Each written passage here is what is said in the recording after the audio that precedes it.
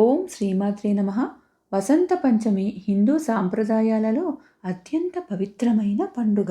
ఇది మాఘమాస శుక్లపక్ష పంచమి నాడు జరుపుకుంటారు. ఈరోజు వసంత ఋతువు ప్రారంభానికి సూచికగా భావిస్తారు. వసంత పంచమి ప్రాముఖ్యత: ఈ రోజున శ్రీ సరస్వతీదేవి అవతరించిందని పురాణ విశ్వాసం.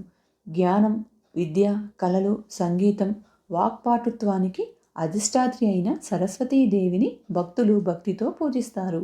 విద్యార్థులు ఈ రోజున పుస్తకాలు, వాద్యాలు, కళలను పూజించి ఆశీర్వాదాలు పొందుతారు. సరస్వతీదేవి ఆవిర్భావ కథను ఇప్పుడు మనం ఈ వీడియోలో తెలుసుకుందాము. వసంత పంచమి పురాణ కథ. హిందూ పురాణాల ప్రకారం సృష్టి ప్రారంభంలో బ్రహ్మదేవుడు ప్రపంచాన్ని సృష్టించాడు. పంచభూతాలను అంటే భూమి, జలం, అగ్ని, వాయువు, ఆకాశం సృష్టించి వృక్షాలు, జంతువులు, పక్షులు, మానవులను సృష్టించాడు. కానీ ఎక్కడ చూసినా నిశ్శబ్దం, నిర్జీవత్వం కనిపించింది. ఏ శబ్దం లేదు, సంగీతం లేదు, భాష లేదు. బ్రహ్మ తన కమండలం నుంచి జలం చల్లాడు. ఆ జలం నుంచి అద్భుతమైన తెల్లని కాంతి ప్రత్యక్షమైంది. ఆ కాంతి నుంచి చతుర్భుజ దేవత ప్రత్యక్షమైంది. ఆమె చేతుల్లో వీణ, పుస్తకం, జపమాల, కమలం ఉన్నాయి. ఆమె శ్వేత పద్మాసనంపై కూర్చొని ఉంది. ఆమెని సరస్వతీదేవి అని బ్రహ్మ పేర్కొన్నాడు. బ్రహ్మ సరస్వతీదేవిని వీణ వాయించమని కోరాడు. ఆమె వీణ వాయించగానే మొదటిసారిగా ప్రపంచంలో శబ్దం ఉద్భవించింది. నదులు ప్రవహించడం ప్రారంభించాయి. గాలి వీచడం మొదలయ్యింది. పక్షులు కిలకిలలాడటం మొదలుపెట్టాయి.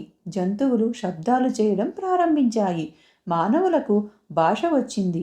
ప్రపంచం జీవం పోసుకున్నది. అప్పటి నుంచి సరస్వతీదేవి వాగ్దేవి, శబ్ద బ్రహ్మ స్వరూపిణి అయింది.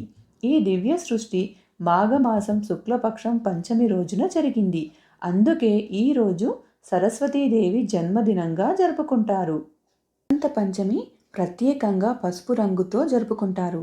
పసుపు రంగుకు అనేక ఆధ్యాత్మిక, సాంస్కృతిక, ప్రాకృతిక కారణాలు ఉన్నాయి.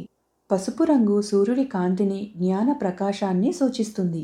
సరస్వతీదేవి అజ్ఞానాన్ని తొలగించి జ్ఞానకాంతిని ప్రసాదిస్తుంది.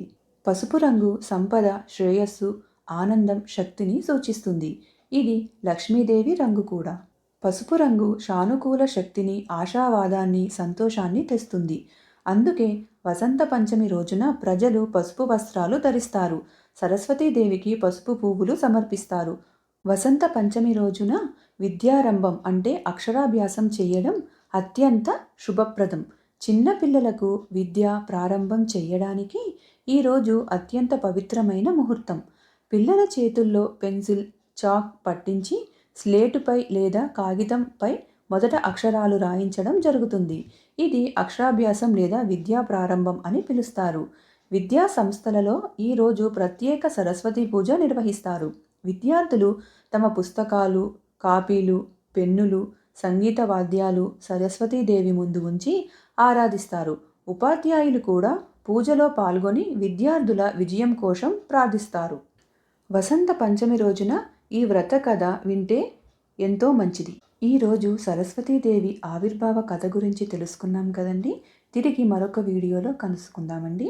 ఈ వీడియో కనుక మీకు నచ్చినట్టయితే ఈ వీడియోని లైక్ చేయండి, మీ కుటుంబ సభ్యులకి షేర్ చేయండి. డివైన్ మ్యాజిక్ తెలుగును సబ్స్క్రైబ్ చేసుకోండి.